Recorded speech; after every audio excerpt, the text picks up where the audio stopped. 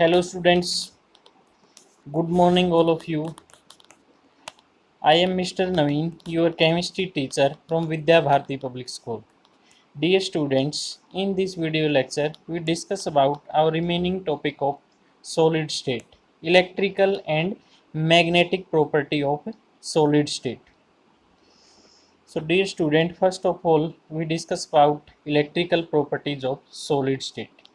सबसे पहले हम स्टूडेंट जो है सॉलिड स्टेट की इलेक्ट्रिकल प्रॉपर्टी को स्टडी करेंगे। इलेक्ट्रिकल प्रॉपर्टी मींस जो आपके सॉलिड स्टेट के पार्टिकल्स हैं उनका इलेक्ट्रिसिटी के प्रति कैसा बिहेवियर है, पहले हम उसको डिस्कस करेंगे।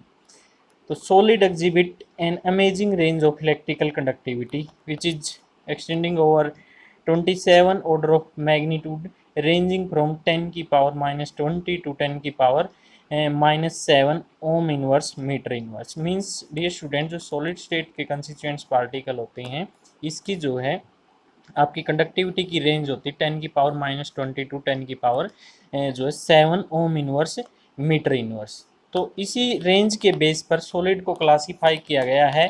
जो कंडक्टिविटी रेंज है उसी के बेस पर सॉलिड को कैटेगराइज किया गया कंडक्टर्स, इंसुलेटर एंड सेमीकंडक्टर में।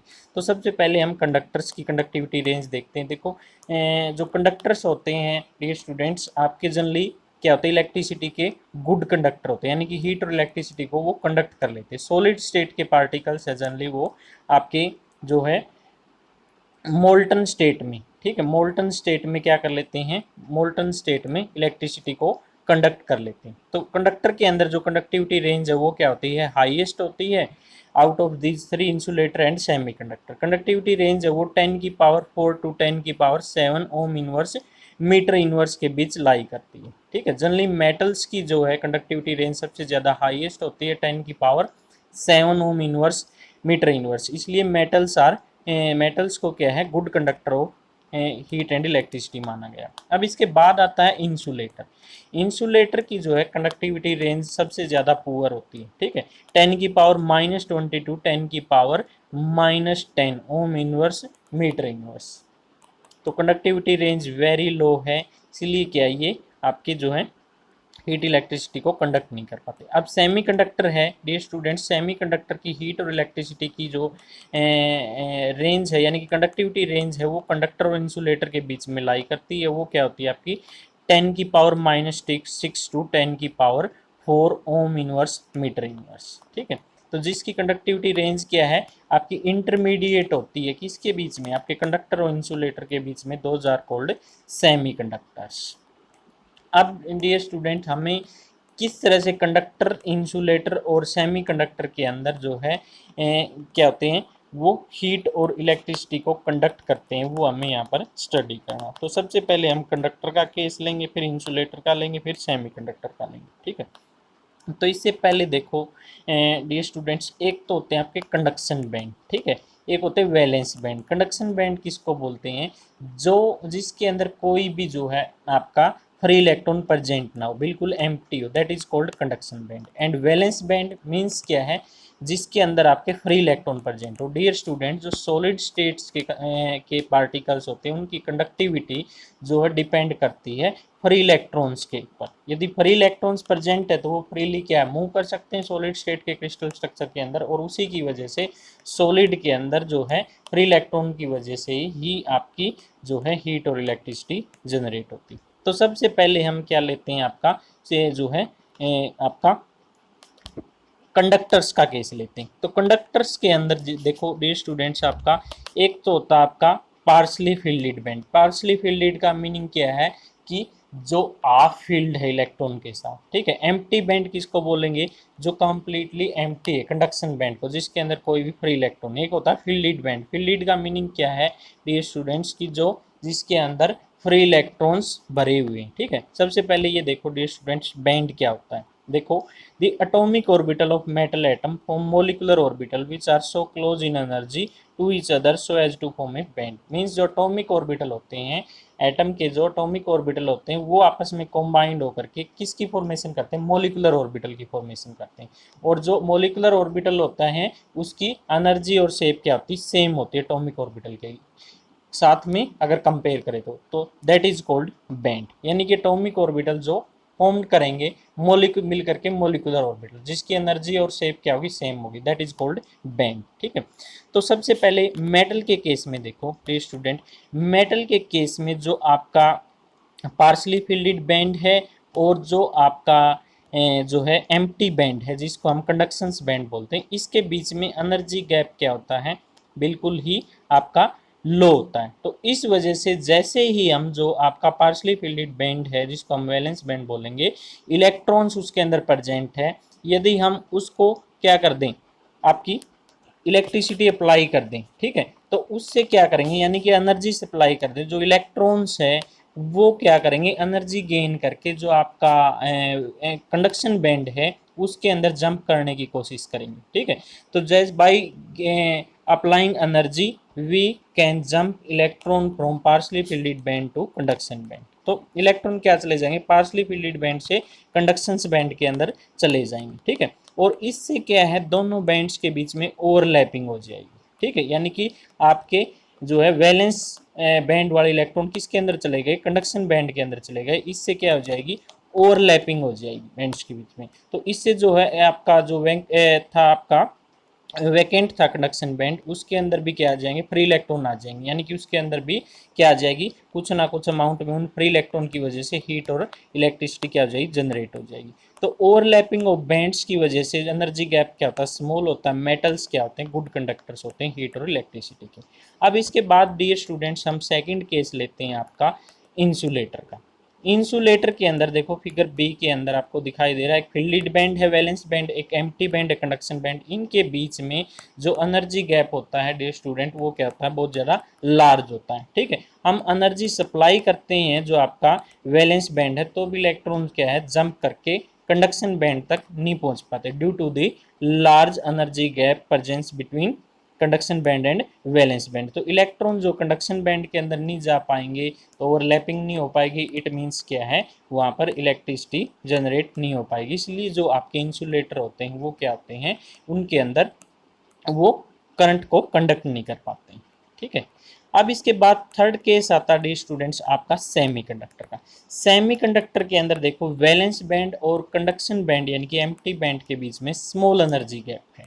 तो जैसे ही हम क्या है, आपकी एनर्जी सप्लाई करेंगे वैलेंस बैंड के अंदर, तो इलेक्ट्रॉन कुछ जो है जंप करके किसके अंदर चले जाएंगे, एम्प्टी बैंड के अंदर चले जाएंगे, और वहाँ पर भी इलेक्ट्रॉन की मूवमेंट की वजह से कुछ ना कुछ अमाउंट में क्या है, आपकी क्या हो जाएगी, इलेक्ट्रिसिटी जनरेट हो जाएगी। तो this is due to the movement of electron. Semiconductor भी क्या कहलाएंगे, कुछ ना कुछ अमाउंट में जो है हीट और इलेक्ट्रिसिटी को क्या करते हैं, कंडक्ट करते हैं।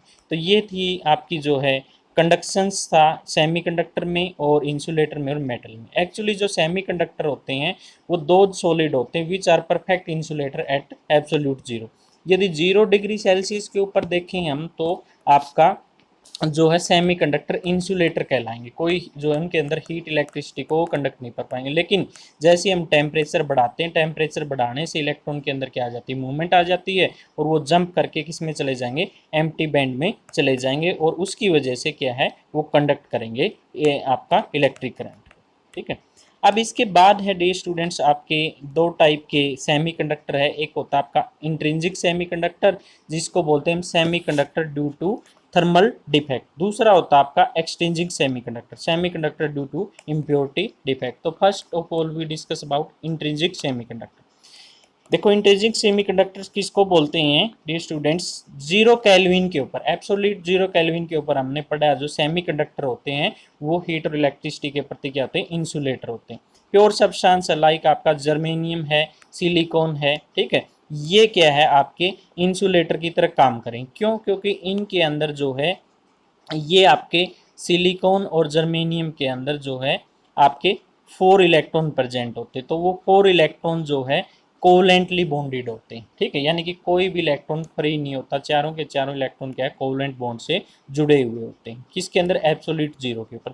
तो जैसे ही हम क्या है, आपका टेम्परेचर बढ़ाएंगे यानी कि हीट एनर्जी सप्लाई करेंगे, तो ये कोवलेंट बॉन्ड क्या हो जाएंगे, ब्रेक हो जाएंगे, और इलेक्ट्रॉन क्या है, सॉलिड के क्रिस्टल स्ट्रक्चर के अंदर क्या है, उनकी मूवमेंट स्टार्ट हो जाएगी। ठीक है, तो इलेक्ट्रॉन की मूवमेंट की वजह से क्या आ जाएगी, वो हीट और इलेक्ट्रिसिटी को क्या करेंगे, कंडक्ट करेंगे। ठीक है, तो इसी को क्या बोलते हैं हम, इंट्रिंसिक सेमीकंडक्टर बोलते हैं। ठीक है, क्योंकि इसमें कोई भी हम एक्सटर्नल सब्सटेंस ऐड करने की ज़रूरत नहीं है, केवल टेम्परेचर राइज करने से इलेक्ट्रॉन फ्रीली मूवमेंट हो जाती है और उसी की वजह से क्या आ जाती है आपकी जो अंदर इलेक्ट्रॉन प्रेजेंट है उसी की वजह से इसके अंदर क्या आ जाता है आपका करंट और इलेक्ट्रिसिटी को कंडक्ट करने लग जाते हैं। तो दो type of semiconductor is called intrinsic semiconductor. अब सेकंड वन है एक्सट्रिंसिक सेमीकंडक्टर और semiconductor due to impurity defect. तो देखो डियर स्टूडेंट्स, आपके एक्सट्रिंसिक सेमीकंडक्टर क्या होते हैं? The deliberate addition of a desirable impurity atom to a pure semiconductor to modify its property in a control manner is called doping. ठीक है, इसके अंदर जो है एक्सट्रिंसिक सेमीकंडक्टर के अंदर हमें इम्प्योरिटी ऐड करनी होती है और किसी भी क्रिस्टल स्ट्रक्चर के अंदर डियर स्टूडेंट इम्प्योरिटी ऐड करने का जो प्रोसेस होता है दैट इज कॉल्ड डोपिंग। ठीक है, यदि किसी सेमीकंडक्टर के अंदर प्योर सेमीकंडक्टर है उसके अंदर हम इम्प्योरिटी ऐड कर दें और उस इम्प्योरिटी की वजह से उसकी प्रॉपर्टी सेमीकंडक्टर की टोटली क्या हो जाए, चेंज हो जाए, और ये सारा प्रोसेस है जो आपका इम्प्योरिटी ऐड करने का ये क्या रहेगा, कंट्रोल मैनर के अंदर रहेगा, that process is called doping. अब डोपिंग जो है डियर स्टूडेंट्स, आपको डोपिंग के लिए दो टाइप के आपके जो है मेथड्स हम यूज कर सकते हैं। डोपिंग एक तो होती है इलेक्ट्रॉन रिच इम्प्योरिटी। ठीक है, एक तो क्या ऐसी इम्प्योरिटी ऐड करें किसी भी क्रिस्टल स्ट्रक्चर के अंदर मेटल के जो इलेक्ट्रॉन रिच हो, इलेक्ट्रॉन क्या है एक्सेस में। ठीक है, उससे जो आपका सेमीकंडक्टर बनेगा वो रहेगा एन टाइप सेमीकंडक्टर। दूसरी होती है इलेक्ट्रॉन डेफिशिएंट इम्प्योरिटी, यानी कि ऐसी इम्प्योरिटी ऐड करें जो कि नेचर में क्या हो, इलेक्ट्रॉन डेफिशिएंट, उससे जो आपका सेमीकंडक्टर जनरेट होगा वो पी टाइप होगा। तो देखते हैं डियर स्टूडेंट्स एन टाइप क्या होता है, पी टाइप क्या होता है। आपके ग्रुप 14 से एलिमेंट है लाइक सिलिकॉन है, जर्मेनियम है, तो इसके पास डियर स्टूडेंट्स आपको पता है इनकी वैलेंस सेल के अंदर कितने इलेक्ट्रॉन होते हैं, 4 इलेक्ट्रॉन होते हैं। तो इनके 4 जो इलेक्ट्रॉन्स होते हैं वो क्या होते हैं, कोवेलेंटली बॉन्डेड होते हैं with its neighbour atom like this. ये आपका कोई भी परफेक्ट क्रिस्टल है। ठीक है, इसके अंदर जो है ये सिलिकॉन का एटम है, जो 4 इलेक्ट्रॉन है वो साइड एटम से क्या होते हैं, कोवेलेंटली बॉन्डेड होते हैं।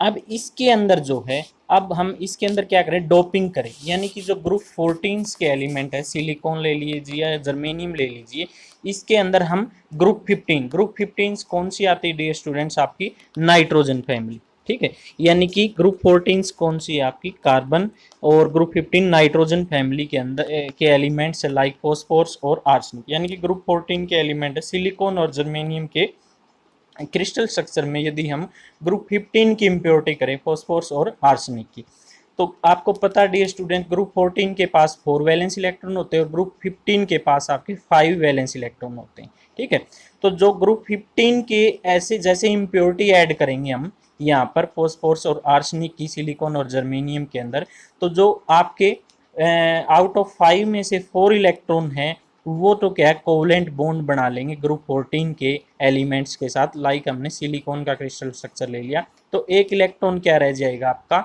एक्स्ट्रा बच जाएगा। 5 में से 4 तो कोवेलेंट बॉन्डिंग में यूज हो जाएंगे और 4/5 जो है आपका क्या बच जाएगा, एक्स्ट्रा इलेक्ट्रॉन बच जाएगा। और वो एक्स्ट्रा इलेक्ट्रॉन क्या करेगा डियर स्टूडेंट, जो क्रिस्टल स्ट्रक्चर है आपका सिलिकॉन का उसके अंदर डीलोकेलाइज होगा, यानी कि उसके अंदर फ्रीली मूव करेगा और उसकी फ्री मूवमेंट की वजह से ही क्या आ जाएगी, उस सेमीकंडक्टर के अंदर आपकी जो है हीट और इलेक्ट्रिसिटी को वो क्या करने लग जाएगा।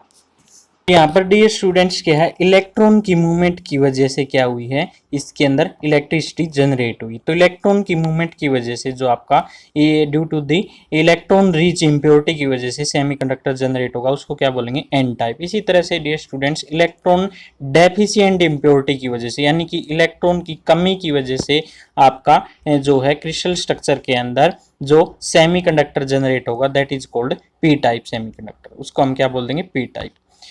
तो अब ये तो थी डियर स्टूडेंट्स आपकी इलेक्ट्रॉन रिच और इलेक्ट्रॉन डेफिशिएंट इम्प्योरिटी। अब कुछ एप्लीकेशंस है आपके एन टाइप और पी टाइप सेमीकंडक्टर की। Generally N type P type semiconductor है उसकी वाइड एप्लीकेशंस है। फर्स्ट है diode is a combination of N type and P type semiconductor and is used as a rectifier. ठीक है, तो rectifier के अंदर जो डायोड यूज होते हैं डियर स्टूडेंट जनरली वो एन टाइप और पी टाइप सेमीकंडक्टर का ही कॉम्बिनेशन होता है। दूसरी जो सोलर सेल है उसके अंदर आपकी फोटो डायोड यूज होती है। आपकी सोलर सेल की वर्किंग क्या होती है डियर स्टूडेंट, जो लाइट एनर्जी को इलेक्ट्रिकल एनर्जी में कन्वर्ट करता है, उसके अंदर फोटो डायोड यूज होते हैं। इसके बाद जो ट्रांजिस्टर होते हैं डियर स्टूडेंट्स, इसके अंदर एक सेमीकंडक्टर की जो है एक सेमीकंडक्टर की सैंडविच लाइक लेयर होती है, जो दो अदर सेमीकंडक्टर की लेयर के बीच में क्या है फिट किया जाता है। ठीक है, एनपीएन या पीएनपी ट्रांजिस्टर होते हैं। ठीक है, इसका काम होता है जनरली आपका to detect audio and radio frequency signal को डिटेक्ट करने का काम करते हैं जनरली ट्रांजिशन। इसके बाद नेक्स्ट एप्लीकेशन तो गैलियम आर्सेनाइड सेमीकंडक्टर है डियर स्टूडेंट्स, आपका जो वेरियस टाइप के सेमीकंडक्टर आपकी डिवाइस को डिजाइन करने में यूज होता है। तो ये कुछ एप्लीकेशंस थी। तो डियर स्टूडेंट्स ये थी आपकी इलेक्ट्रिकल प्रॉपर्टी। अब हम मैग्नेटिक प्रॉपर्टी को वन बाय वन क्या है आपकी डिस्कस करेंगे सॉलिड्स की। तो फर्स्ट वन है डियर स्टूडेंट्स मैग्नेटिक प्रॉपर्टी के अंदर आपके जो है पैरामैग्नेटिज्म। पैरामैग्नेटिज्म से मीनिंग क्या है generally students, paramagnetic substance generally वो सब्सटेंस होते हैं जो मैग्नेटिक फील्ड के द्वारा वीकली अट्रैक्ट होते हैं। ठीक है, और they are magnetized in a magnetic field in the same direction. जिस डायरेक्शन से हम क्या करें मैग्नेटिक फील्ड अप्लाई करें उसी डायरेक्शन में ये क्या हो जाते हैं मैग्नेटाइज्ड हो जाते हैं।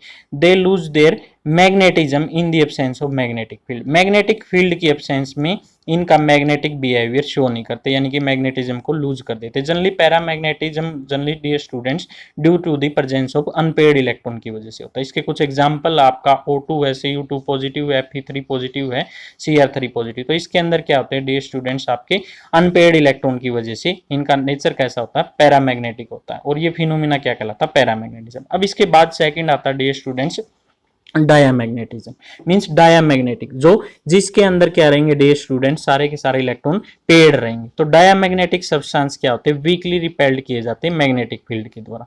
लाइक आपका वाटर है, NaCl क्रिस्टल है, आपका C6H6 बेंजीन है, कुछ एग्जांपल है। ये वीकली मैग्नेटाइज होंगे जिस डायरेक्शन में मींस हम क्या है मैग्नेटिक फील्ड अप्लाई करेंगे उससे अपोजिट डायरेक्शन में ये मैग्नेटाइज होंगे लेकिन वीकली होंगे। ठीक है, तो आपका डायामैग्नेटिज्म जनरली उन स्टूडेंट्स के द्वारा उन सब्सटेंसेस के द्वारा शो किया जाता है जिसके अंदर सारे के सारे इलेक्ट्रॉन क्या होते हैं पेयर्ड होते हैं। ठीक है, तो ये फिनोमिना क्या कहलाता है डियर स्टूडेंट डायामैग्नेटिज्म। अब इसके बाद नेक्स्ट आपका फेरोमैग्नेटिज्म, ये important. Few substances like iron, cobalt, nickel, gadolinium, chromium oxide are attracted very strongly by magnetic field। ये सब्सटेंस क्या है इनके ऊपर यदि हम मैग्नेटिक फील्ड अप्लाई करें तो ये स्ट्रांगली अट्रैक्ट कर लिए जाते हैं मैग्नेटिक फील्ड के द्वारा। Beside strong attractions these substance can be permanently magnetize. ठीक है, और यदि इनके ऊपर हम मैग्नेटिक फील्ड अप्लाई रखें कंटिन्यू तो ये परमानेंट इनके अंदर डियर स्टूडेंट्स क्या आ जाता है मैग्नेटिज्म आ जाता है, यानी कि परमानेंटली मैग्नेटाइज हो जाते हैं।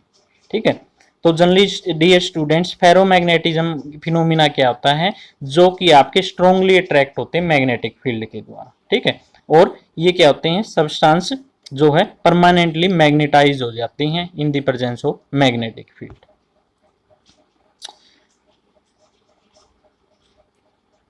अब इसके बाद है नेक्स्ट आपका डियर स्टूडेंट्स फोर्थ टाइप का एंटी फेरोमैग्नेटिज्म। एंटी फेरोमैग्नेटिज्म का जस्ट अपोजिट जो प्रोसेस है phenomena that is called anti ferromagnetism.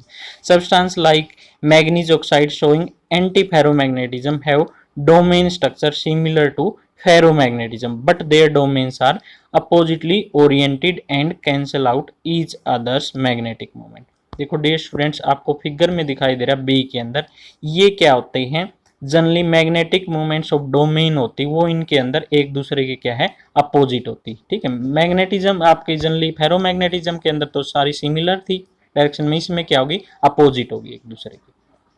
ठीक है, तो ये फिनोमिना क्या कहलाएगा एंटी फेरोमैग्नेटिज्म। इसके बाद है फेरीमैग्नेटिज्म।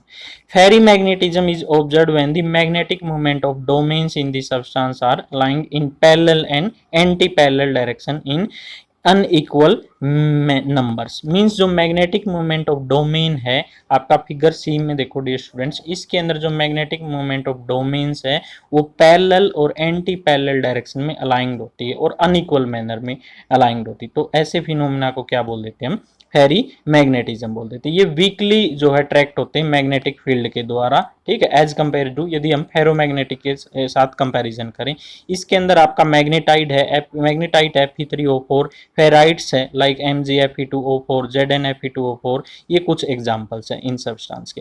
और यदि हम इस सब्सटेंस को क्या है, कोई भी सब्सटेंस जो है फेरी मैग्नेटिज्म है, कंटिन्यू इसको हीट करते रहे तो अपना फेरी मैग्नेटिज्म फिनोमिना क्या कर देता है, लूज कर देता है, और वो क्या बन जाता है, पैरामैग्नेटिक बन जाता है नेचर में। तो ये थी स्टूडेंट्स आपकी मैग्नेटिक प्रॉपर्टी जो है सॉलिड्स की। सो बाय स्टूडेंट्स।